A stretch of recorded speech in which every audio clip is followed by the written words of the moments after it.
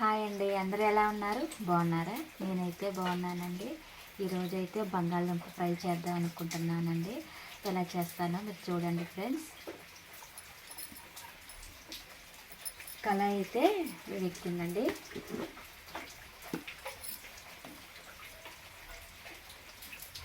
Fry కదండి, కొంచెం ఎక్కువే పోస్తాం. నూనె వేడెక్కినాక ఈ బంగాళదుంపల్ని మంచిగా వేపుకుందామండి. ఎర్రగా దోరగా మంచి గోల్డెన్ కలర్ వచ్చేలాగా మనం వేపుకుందాం.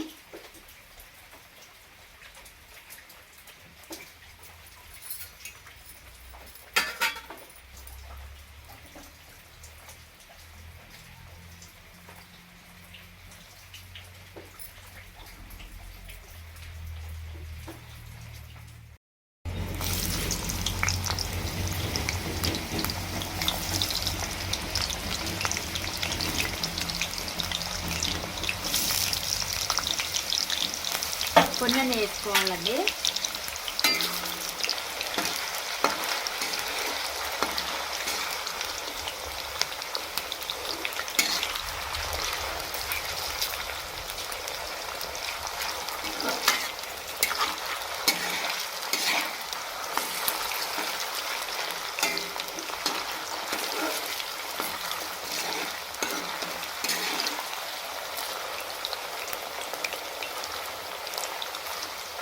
ఇందులో నేను ఉప్పు కానీ పసుపు కానీ ఏమీ లేదండి. ఉప్పు బంగాళదుంపలు వేసాను. ఈ బంగాళదుంపలు ఇక మామూలుగా కోసుకునేనండి. బంగాళదుంపలు ఉడకబెట్టి మళ్ళీ కోసినవి అయితే కాదు ఫ్రెండ్స్. మామూలుగా చెప్పు అయితే తీసేసుకొని కొంచెం ఒక మాదిరిగా ముక్కలు అయితే కోసుకున్నా. సన్నగా అయితే నేను కోయలేదు, ఒక మాదిరిగా సన్నగా కొడితే ఇక మగ్గిపోతాయి. నూనె బాగా వేడి ఉంది కానీ ఇక సన్నగా కొడితే బాగా మెత్తగా మగ్గిపోతాయి. అదే కొంచెం పెద్దగా అయితే మంచిగా ఫ్రై లాగా అవుతాయి కదండి, అందుకని. మా దగ్గర అయితే వర్షం వస్తుందండి.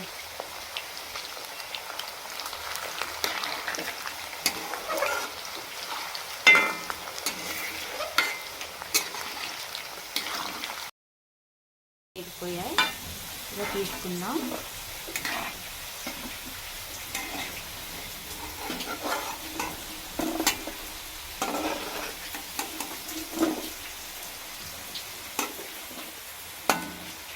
అలాగే మిగిలినవి కూడా అలాగే వేపుకుందామండి. కొంచెం వేగలేదు ఇది, ఇలా వేపుకోవాలండి.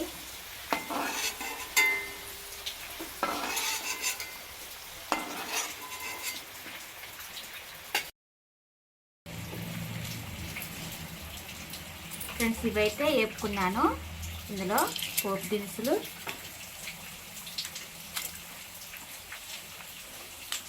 అలాగే ఆవాలు కొంచెం ఎక్కువ వేసుకుందాం అండి. ఆవాలు ఎందుకంటే ఫ్రై కదా, కొంచెం ఎక్కువ వేసుకుందాం. అలాగే కొన్ని ఉల్లిగడ్డ, అలాగే పచ్చిమిర్చి అండి. పచ్చిమిర్చి,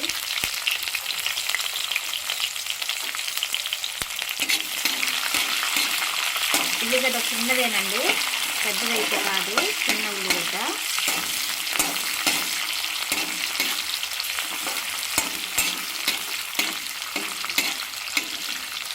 పోపు మంచిగా వేగాలండి, అప్పుడే మంచి టేస్ట్ అనిపిస్తుంది తింటా ఉంటే కదండి.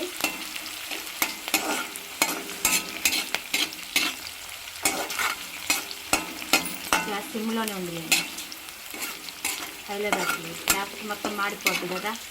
మంచిగా వేగాలి తాలింపు సామాన్, అందుకని సిమ్లో పెట్టుకున్నా. ఇందులో నూనె అయితే వేపిన తర్వాత నూనె కూడా ఎక్కువ పోసినాయి కదండి. అది తీసుకొని పక్కన పెట్టుకున్నా. మళ్ళీ ఇందులో కొంచెం ఆఫ్ చేసినాక ఇదిగోండి తాలింపు సామాను, ఉల్లిగడ్డ, పచ్చిమిర్చి అయితే వేసాను.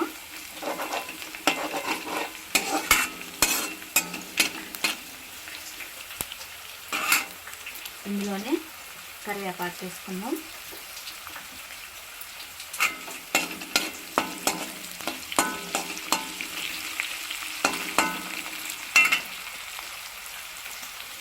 నా దగ్గర వెల్లుల్లిపాయలు ఉన్నాయండి, వాటిని కచ్చగా అలా కొట్టుకున్నానండి. ఇవి కూడా వేసుకుందాం.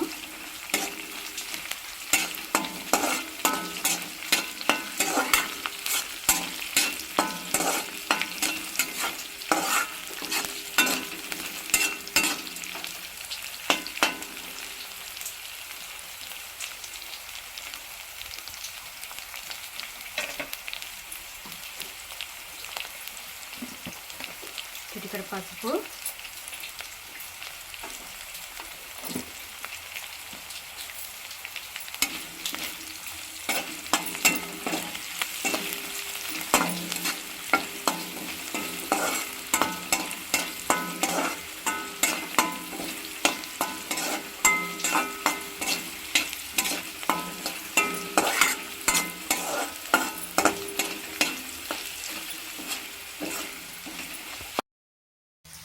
చూసారు కదా, ఇవైతే ఎగిపోయినాయండి బాగా. ఇప్పుడు ఇందులో వేసుకున్నాం.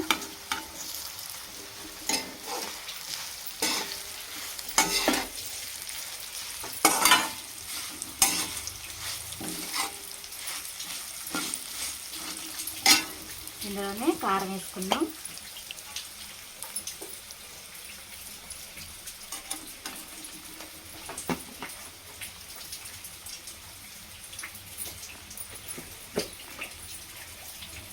అలాగే సరిపడా ఉప్పు కూడా వేసుకుందాం. తగినంత మసాలా పొడి,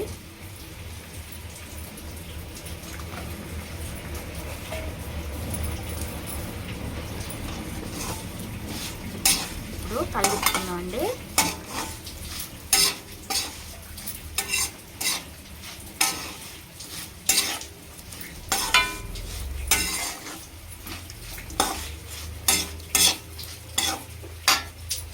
గ్యాస్ వెలిగించుకుందాం. ఇందాక మాడిపోయిందండి పోపు, గ్యాస్ కట్టేసిందండి.